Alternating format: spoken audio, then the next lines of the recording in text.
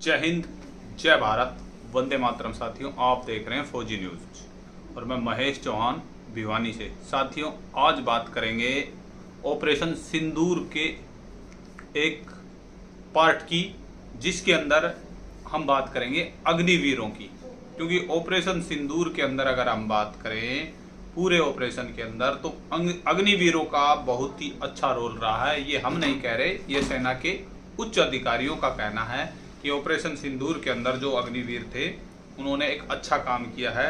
और उनका जो बायोडाटा जो निकल के आया है उसमें कहा गया है कि 3000 अग्निवीरों ने बड़ी बहादुरी के साथ ऑपरेशन सिंदूर में भाग लिया, और वो सिर्फ 20 साल की उम्र के थे सभी अग्निवीर।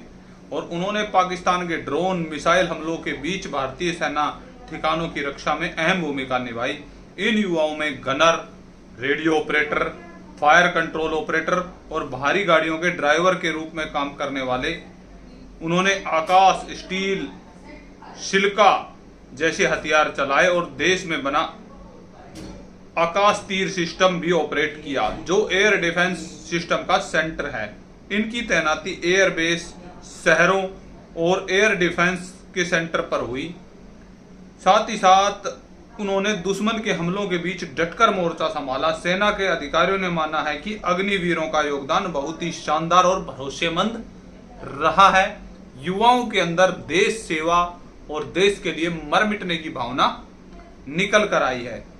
साथ ही साथ सेवा के नाम पर उन्होंने अधिकारियों ने यह भी कहा है कि इन्हें सिर्फ 4 साल की सेवा है और 11.71 लाख रुपए की सेवा निधि मिलती है, लेकिन पेंशन या हेल्थ बेनिफिट्स नहीं मिलते हैं, जिसमें सुधार की जरूरत है।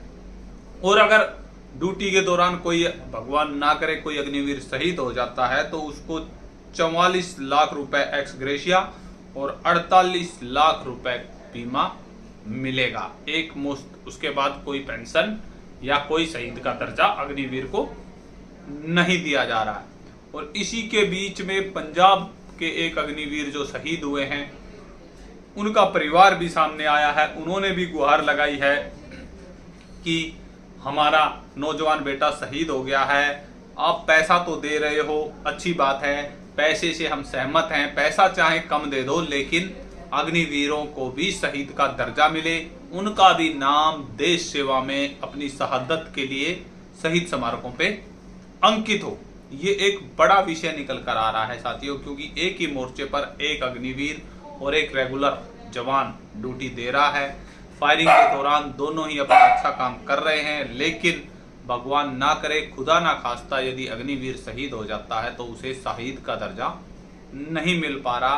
तो ये एक अग्निवीर योजना के अंदर बहुत बड़ी खामी निकल कर आ रही है। ऐसा क्यों किया जा रहा है? कम से कम जिस नौजवान ने 20 साल से कम उम्र में देश के लिए अपने प्राणों का बलिदान दे दिया, उसे शहीद का दर्जा तो मिले, उसे कम से कम एक दिन याद तो किया जाए जिस दिन उसकी शहादत होती है। ये अग्निवीरों के जो शहीद परिवार हैं उनका कहना है कि सरकार उन्हें पूरी फैसिलिटियां दे रही है, उन्हें पैसा दे रही है, उन्हें एक्स ग्रेशिया मिल रहा है, उन्हें जो इंश्योरेंस का पैसा है वो मिल रहा है। और साथ ही साथ जैसे हरियाणा और पंजाब सरकारें भी जो रेगुलर शहीद हैं उनके बराबर अग्निवीरों को पैसा दे रही है, लेकिन सिर्फ और सिर्फ शहीद का दर्जा क्यों नहीं?